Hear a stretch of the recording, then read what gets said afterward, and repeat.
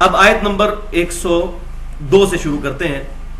یہ پرٹیکولر قتال کے میدان کے بارے میں ہے اور یہ بڑی اہل محبت کے لیے بڑی زبردست یہ آیت مبارکہ ہے کہ قتال کے دوران نبی صلی اللہ علیہ وسلم ظاہر ہے وہ ایک امام. اب صحابہ اکرام کی یہ خواہش ہوتی تھی کہ ہم میں سے ہر شخص آپ صلی اللہ علیہ وسلم کے پیچھے نماز پڑھے. حالانکہ یہ بھی کیا جا سکتا تھا کہ مسلمانوں کے دو گروہ بنا لیے جاتے, پہلے ایک نماز ادا کر لیتے پھر دوسرے, ان کے لیے ایک امام ہو جاتا, ان کے لیے ایک دوسرا امام ہو جاتا. لیکن صحابہ اکرام علیہم رضوان کی خواہش ہوتی تھی کہ ہم نماز آپ صلی اللہ علیہ وسلم کے پیچھے پڑھیں گے. تو اللہ تبارک و تعالیٰ نے صحابہ اکرام علیہم رضوان کی اس فضیلت کو انڈورس کرتے ہوئے ان کے لیے صلاۃ الخوف کا طریقہ ارشاد فرمایا. اور وہ طریقہ کیا ہے؟ وَإِذَا كُنْتَ فِيهِمْ, اور جب کبھی اے محبوب صلی اللہ علیہ وسلم آپ ان میں تشریف فرما ہو. یہ پرٹیکولر آپ صلی اللہ علیہ وسلم کے بارے میں ہے. آپ جب ان میں موجود ہوں قتال کے دوران, فَأَقَمْتَ لَهُمُ الصَّلَاةَ فَلْتَقُمْ طَائِفَةٌ مِّنْهُمْ مَعَكَ, تو جب آپ نماز کے لیے کھڑے ہوں تو ایک گروہ آپ کے ساتھ ہو لے. فَلْيَأْخُذُوا أَسْلِحَتَهُمْ, اور وہ اپنے اسلحے کو بھی اپنے ساتھ رکھے, یعنی نماز کے دوران بھی اپنا اسلحہ اپنے ساتھ رکھے, سوائے یہ کہ کوئی بیمار ہو یا کوئی اور معاملہ ہو وہ آگے آ جائے گا. فَإِذَا سَجَدُوا, پس جب وہ سجدہ کر چکے یعنی ایک رکعت پڑھ چکے, فَلْيَكُونُوا مِنْ وَرَائِكُمْ, تو وہ پڑھ کر ہو جائیں تمہارے پیچھے. وَلْتَأْتِ طَائِفَةٌ أُخْرَى لَمْ يُصَلُّوا, اور پھر دوسرا گروہ آ جائے جس نے نماز نہیں پڑھی. اس کو آپ سمجھ لیں یہ کیا ہے. صحیح بخاری اور مسلم کے اندر تفصیل کے ساتھ موجود ہے. ہوتا یہ تھا کہ آپ صلی اللہ علیہ وسلم جب ان میں موجود ہیں قتال کے دوران اور نماز کا وقت آ گیا تو صحابہ اکرام دو حصوں میں بٹ جاتے تھے. آپ صلی اللہ علیہ وسلم نے ظاہر ہے صلاۃ الخوف قصری پڑھانی ہوتی تھی, 2 فرض. تو آپ صلی اللہ علیہ وسلم نماز کی نیت کرتے تھے, ایک گروہ آپ صلی اللہ علیہ وسلم کے پیچھے نماز کی نیت کرتا تھا. جب ایک رکعت مکمل ہو جاتی تو آپ صلی اللہ علیہ وسلم دوسری رکعت میں کھڑے ہو جاتے اور دوسری رکعت میں کھڑے رہتے, یہاں تک کہ جو پیچھے والے تھے وہ اپنی دوسری رکعت پڑھنے کے بعد سلام پھیر لیتے. پھر وہ ان لوگوں کی جگہ پر چلے جاتے جو اس دوران پہرا دے رہے ہوتے تھے, اور وہ لوگ آ کر پھر نبی صلی اللہ علیہ وسلم کے پیچھے آ کے کھڑے ہو جاتے. آپ صلی اللہ علیہ وسلم کی دوسری رکعت ہوتی کیونکہ آپ اتنی دیر کھڑے رہتے, اور ان کی پہلی رکعت ہوتی.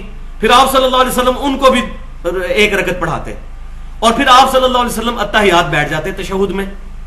لیکن اب جو پیچھے آگے کھڑے ہوئے ہیں ان کی تو ایک رکعت ہوئی ہے, تو آپ صلی اللہ علیہ وسلم تشہد میں بیٹھے رہتے یہاں تک کہ وہ پیچھے والے اپنی دوسری رکعت بھی خود سے مکمل کر لیتے, اور پھر آپ صلی اللہ علیہ وسلم ان کے ساتھ ہی سلام پھیرا کرتے تھے.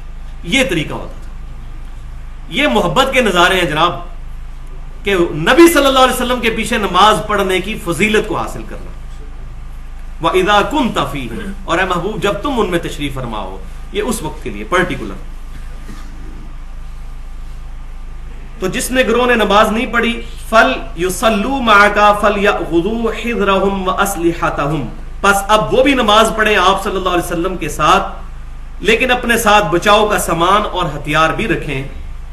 وَدَّ الَّذِينَ كَفَرُوا لَوْ تَغْفُلُونَ عَنْ أَسْلِحَتِكُمْ وَأَمْتِعَتِكُمْ فَيَمِيلُونَ عَلَيْكُمْ مَيْلَةً وَاحِدَةً. یہ ہے وہ بات کہ کافر تو یہ چاہتے ہیں کہ اگر تم غافل ہو جاؤ اپنے اسلحے اور اپنے ساز و سامان سے تو وہ یک بار ہی تم پر ٹوٹ پڑے. اس لیے مسلمانوں کو حکم دیا گیا کہ قتال کے دوران دو گروہ, ایک پیرے پر ہو اور دوسرا ایک رکعت پڑھے, پھر وہ اپنی ساتھ ہی پوری کرنے کے بعد چلا جائے, اور پھر جو پہرے والا ہے وہ آ کر نبی صلی اللہ علیہ وسلم کے پیچھے نماز مکمل کرے. وَلَا جُنَاحَ عَلَيْكُمْ إِنْ كَانَ بِكُمْ أَذًى مِّن مَطَرٍ أَوْ كُنْتُمْ مَرْضَىٰ, اور تم پر کوئی حرج نہیں ہے کہ تمہیں تکلیف بارش کی وجہ سے ہو یا تم بیمار ہو. ان تضعوا اسلحتکم, تو تم اپنے ہتھیار اٹھا کر سائڈ پہ رکھ سکتے ہو, بارش کے دوران بھی اور تکلیف کے دوران بھی. ظاہر ہے کہ اس وقت انسان کو مشقت اٹھانی پڑتی ہے کہ اگر وہ نماز کے دوران ہتھیار بھی اپنے ساتھ رکھے ہوئے ہو. لیکن بات یاد رکھو وَخُذُوا حِذْرَكُمْ، لیکن تم دشمن کی نقل و حرکت کے معاملے میں ہوشیار رہو. ان اللہ اعد للکافرین عذابا مہینا، بے شک اللہ تبارک و تعالی نے کافروں کے لیے رسوا کر دینے والا عذاب تیار کر رکھا ہے. فَإِذَا قَضَيْتُمُ الصَّلَاةَ فَاذْكُرُوا اللَّهَ قِيَامًا وَقُعُودًا وَعَلَى جُنُوبِكُمْ، جب تم نماز ادا کر چکو تو پھر اللہ کا ذکر کرو، کھڑے ہوئے بھی، بیٹھے ہوئے بھی، اور اپنے پہلوؤں پر. یعنی نماز جو ہے یہ پروٹوکول والا ذکر ہے، اس کے لیے طہارت کا بھی اہتمام ہے، وضو کا بھی اہتمام ہے، استقبال قبلہ کا بھی اہتمام ہے. لیکن عام جو اذکار ہیں، صبح و شام کے اذکار، سنت دعائیں، اٹھتے بیٹھتے اللہ کو یاد کرنا، وہ تو صحیح مسلم میں یہاں تک موجود ہے. اما عائشہ رضی اللہ تعالیٰ عنہا سے کسی نے پوچھا، جنابت کا چیپٹر صحیح مسلم پڑھ لیجئے، کہ کیا نبی صلی اللہ علیہ وسلم حالت جنابت میں بھی اللہ کا ذکر کرتے تھے؟ تو اما عائشہ نے فرمایا رضی اللہ تعالیٰ عنہا کہ نبی صلی اللہ علیہ وسلم ہر حال میں اپنے رب کو یاد کیا کرتے تھے. تو یہ جو اٹھنے بیٹھنے کے اذکار ہیں، صبح و شام کے اذکار ہیں، نماز کے بعد کے اذکار ہیں، ٹوائلٹ میں جانے کی دعا ہے، اسی طریقے سے بازار میں آنے کی دعا، مختلف دعائیں جتنی ہیں، ان کے لیے کوئی وضو پروٹوکول نہیں ہے. تو اللہ تعالیٰ فرما رہا ہے جب اس خوف کی حالت سے نکلو تو پھر تم ہر حال میں اللہ تبارک و تعالیٰ کو پوری کنسنٹریشن کے ساتھ یاد کرو.